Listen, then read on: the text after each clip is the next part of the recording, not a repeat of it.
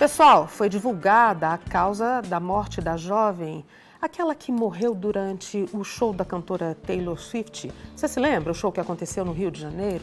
Segundo o laudo, foi por exaustão térmica. O que é isso? Com a gente no estúdio, o médico de família e comunidade, Marcelo Gobo Júnior. Obrigada pela presença, bom dia. Bom dia, Tânia. É sempre um prazer poder estar aqui e contribuir com informações de qualidade para vocês. Doutor Marcelo, é uma honra tê-lo, porque esse tema está chamando muita atenção. A gente viu as informações trazidas pelo colega David Carneiro, o que as autoridades estão dizendo sobre o calorão. Vamos relembrar o caso daquela jovem que infelizmente perdeu a vida. O que é essa exaustão térmica? Então, Tânia, o que a gente chama de exaustão térmica, na verdade, é um fenômeno clínico que a gente dá um nome técnico de intermação, que é uma dificuldade que o nosso corpo tem extrema de fazer a regulação em relação ao calor. A gente tem um sistema que é programado para manter a nossa temperatura em torno de 37,5 graus Celsius. E aí, com isso, a gente, tanto para o frio quanto para o calor, tem estratégias para poder trazer a temperatura interna para dentro desse valor. Quando a gente vai para extremos de temperatura, tanto para o frio quanto para o calor, a gente pode sofrer com isso. No caso da hipotermia, é quando isso vai para o frio, que a gente já conhece bastante, a gente acaba tendo uma preocupação tão grande com isso, especialmente porque no Brasil a gente tem um clima quente a maior parte do ano, né? Só que nos extremos de calor, a gente também tem a mesma dificuldade de fazer essa regulação. E aí o que acontece é que a gente vai perdendo a capacidade de manter as funções básicas do corpo. E isso gera esse processo de exaustão térmica. O coração não consegue mais bater, a gente não consegue ter as proteínas funcionando corretamente. Lá no caso da jovem, o ambiente fechado. Algumas pessoas utilizaram assim a expressão, parece uma estufa. É exatamente isso, né? Exatamente, porque quanto mais o calor, quando a gente está num clima seco, permite a transpiração e esse mecanismo facilita a regulação da temperatura. Ambientes fechados, muito úmidos, que dão essa sensação de estufa, eles dificultam essa transpiração e a perda de calor por esse meio. Por consequência disso, o que acontece é justamente essa falência, essa dificuldade de regulação da temperatura, como infelizmente aconteceu no caso dela. Então, pode acontecer a falência dos órgãos. Exatamente. O coração sente mais, qual outra parte? A primeira coisa que acontece é que a gente tem uma vasodilatação. Os vasos, eles se abrem para poder ter essa troca de temperatura justamente na pele, por exemplo. E aí, com isso, o coração ele acaba tendo que fazer mais esforço para conseguir fazer com que o sangue flua dentro dos vasos. Quanto mais dilatado, mais força o coração tem que fazer. Como a gente vai perdendo ao mesmo tempo muito líquido nesse processo e muitos eletrólitos, muitos sais que estão diluídos no sangue, o sangue vai ficando mais pesado, mais espesso. E aí com isso o coração não consegue mais regular e não consegue mais fluir o sangue. Começa a faltar nutriente em todos os outros órgãos. E aí gera o que aconteceu no caso dela, que é esse colapso. Os processos então ficam mais lentos e mais pesados para que os órgãos processem normalmente. Exatamente. Acima de 40 graus de temperatura, as nossas proteínas elas já não conseguem funcionar mais. Proteína é como a clara do ovo. Quando a gente aumenta a temperatura, por exemplo, para fritar o ovo, muda de cor. Aquela proteína que era bastante líquida, ela fica inclusive sólida. Dentro das nossas células acontece o mesmo processo quando essa temperatura vai subindo. Então, se a gente não consegue segurar a temperatura em 37,5 interno, a gente começa a ter o que a gente já experimenta numa febre. Acima de 40 graus, a gente vai perdendo essa capacidade de regulação.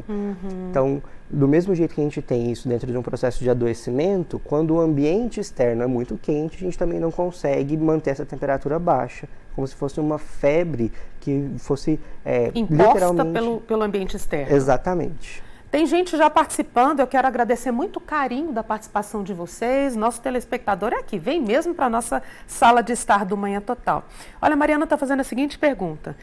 Tem que agir num caso assim como a gente age no caso da febre da criança quando é alta? Sim, então essa é uma pergunta muito importante. A gente precisa identificar que esses sintomas estão acontecendo e agir o quanto antes.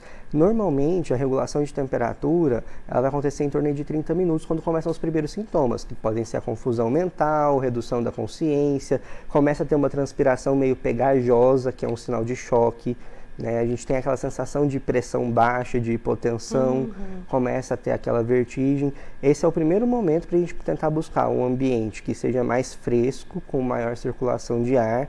Se possível, deitar a pessoa, levar as pernas para poder facilitar essa circulação e chamar por ajuda, né? Porque aí a gente precisa tentar resfriar esse corpo. Aquelas medidas que a gente faz como na febre, de resfriar o corpo, compressa fria, isso auxilia, é uma das medidas que a gente utiliza para poder fazer esse controle, mas muitas vezes a gente precisa de intervenções que são mais invasivas, né? A gente precisa de aumentar, expandir o volume, ou seja, infundir soro, precisa de cuidado especializado. Então, dependendo da situação, ajuda médica rapidinho. Exatamente. Tem outra pergunta aqui, Cristina do bairro Saraiva, obrigada pela participação com a gente, ela está dizendo o seguinte, quem tem pressão baixa tem que ficar mais preocupado no calor, então?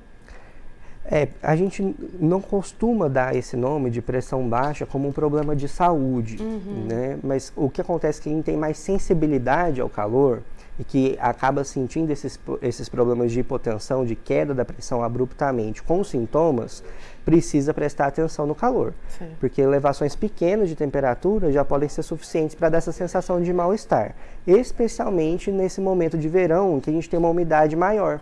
Como eu disse, quando a gente tem um ambiente mais úmido, é mais difícil fazer essa troca de calor, e sendo mais difícil fazer essa troca de calor, o corpo sente mais. Nosso bate-papo está quase chegando ao fim, mas eu queria muito uma reflexão médica, né? Sobre a responsabilidade também de todo mundo com esse processo. Se os especialistas estão informando, calor demais, tem muitos eventos que acontecem, todo mundo merece arte, merece diversão. Tem que também ter uma responsabilidade, né?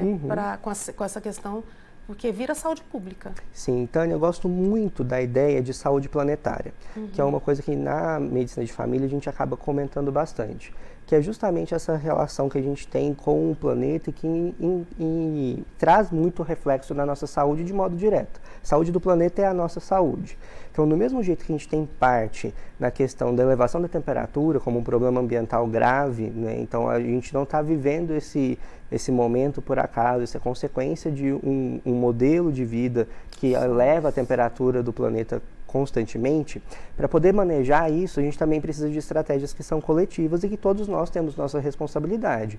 Seja no sentido de fazer o que a gente está fazendo aqui, de divulgar as informações, de sensibilizar a população, seja no sentido de cobrar que ambientes que vão receber eventos públicos, eventos grandes, tenham estrutura adequada para isso, prevendo que o nosso próximo ano e provavelmente o nosso futuro nos próximos anos vai ser mais quente, vai precisar de adaptação. A gente faz isso para o inverno, a gente está bastante acostumado com essa noção de se proteger no inverno.